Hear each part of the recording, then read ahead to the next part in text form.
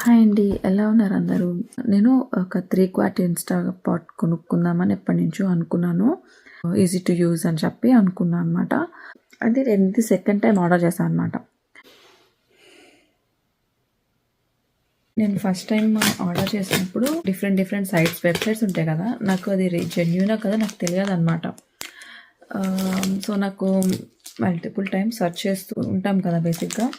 So నేను చాలాసార్లు wait చేసి ఒక సైట్లో అరౌండ్ $30కి చూపించింది అనమాట.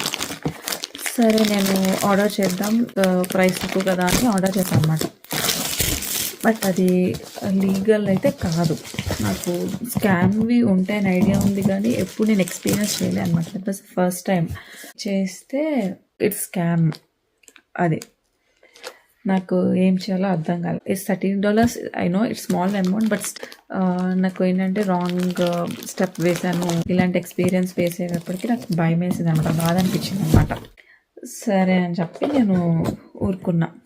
కాకపోతే ఇలా నేను ఒక ఫ్రెండ్కి చెప్పాను అనమాట, ఇలా జరిగింది, నేను రాంగ్ సైట్లో ఆర్డర్ చేశాను. రాంగ్ అని తెలియడం, నాకు ఆర్డర్ తీసేసుకున్నారు బట్ నాకు ట్రాకింగ్ ఇన్ఫర్మేషన్ కానీ, బిల్లింగ్ రిసిప్ట్, షిప్పింగ్ డీటెయిల్స్ కానీ, డెలివరీ డీటెయిల్స్ కానీ నాకు అవి ఏమీ పంపించలేదు. సరే నాకు ఏం చేయాలో అర్థం కాలేదు, వెయిట్ చేశాను. సరే అని చెప్పి ఆల్మోస్ట్ 1 monthకి నాకు వాడు రింగ్ పంపించాడు. ఏం రింగ్ అంటే 1 గ్రామ్ గోల్డ్ అలా ఉంటాయి కదా, అలాంటివి రింగ్ పంపించాడు. ఇంత రింగ్, స్మాల్ రింగ్ అనమాట, ఇంతది. I was shock initially. సరే అయితే ఇది జరిగింది. ఇది ఇలా వచ్చిన తర్వాత నేను ఒక ఫ్రెండ్కి చెప్పాను అనమాట. తను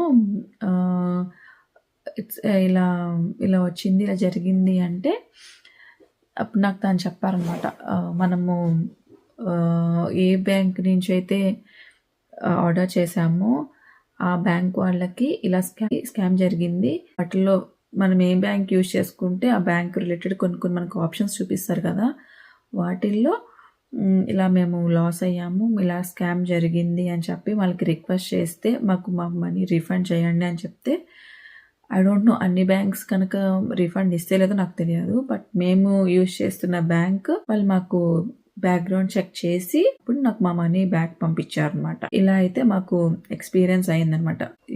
అనుకోకుండా ఇలాంటివి జరిగితే బ్యాంక్ వాళ్ళని రీచ్ అవ్వండి. మీరు ఏ బ్యాంక్ యూజ్ చేస్తుంటే వాళ్ళని కాంటాక్ట్ చేయండి. Maybe it might help. I'm open చేస్తూ ఉండండి. వైర్ ఇదిగో,